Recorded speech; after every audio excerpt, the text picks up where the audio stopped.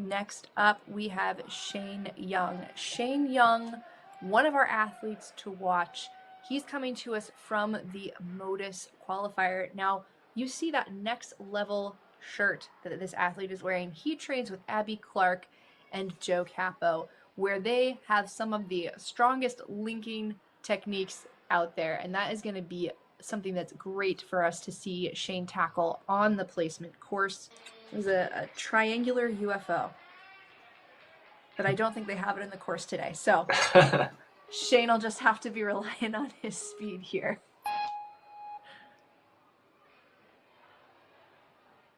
All right, looks like our male athletes have 1 minute. Making some quick moves here through the steps. Easily getting up to those rings. Nice back pull. Oh, and using those reaches. He's not even linking. He's using that wingspan. And doing that technique that you identified earlier, Travis, of just reaching right through from the back bar, not going to that bar. Now, the advantage for the male athletes is that they have seen how the female athletes went through this obstacle, and you already saw some more aggressive movement. Looks like Shane wasn't sure where to go, but he's got it down. Now on to the final obstacle with only 10 seconds left. Maybe we'll see some links on display here. Setting those hips back, reaching out to the bar, and that's going to do it for his time.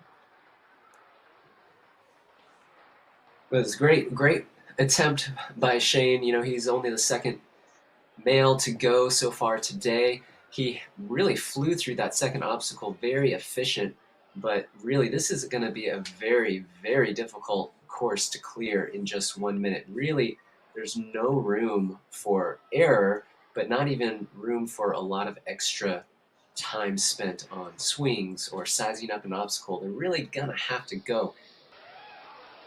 Coming up next, speaking of next, it is Shane Young from Next Level. We talked about some of his links based on, where he trains and who his coaches are. Abby Clark and Joe Capo. Stumbling a little bit up there, but he's dialing it in now. Oh, great build. Great links. There it is.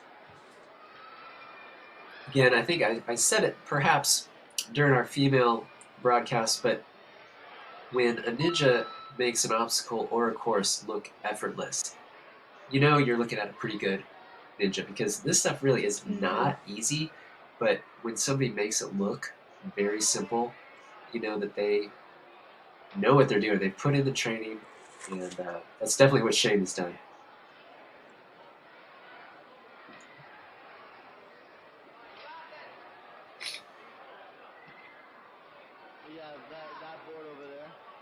Struggling a little bit here to get those moves, but now that he's... Oh, spoke a little too soon. Seemed like he was locked in. Switching that hand around, really keeping an eye on that ring. That's smart. Doesn't want it to pop off as he makes his last move.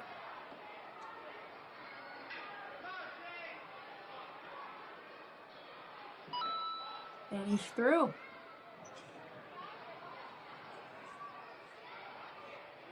One thing I've noticed so far, Mary, is similar to our females, this Slogies obstacle really is kind of the killer so far.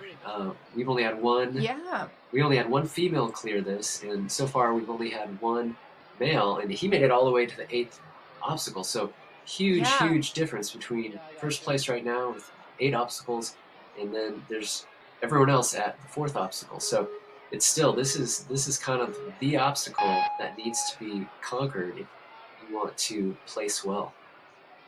Yeah, I think Reese kind of lured us into a false sense of security here, getting through it so easily.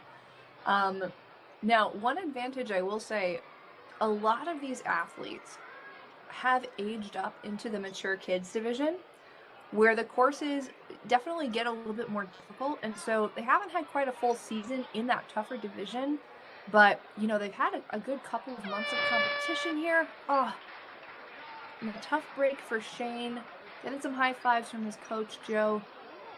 Saw some great movement out of him. Look at these links right here. Definitely a lot more ninja in this young athlete's future. Yeah, he did a great job.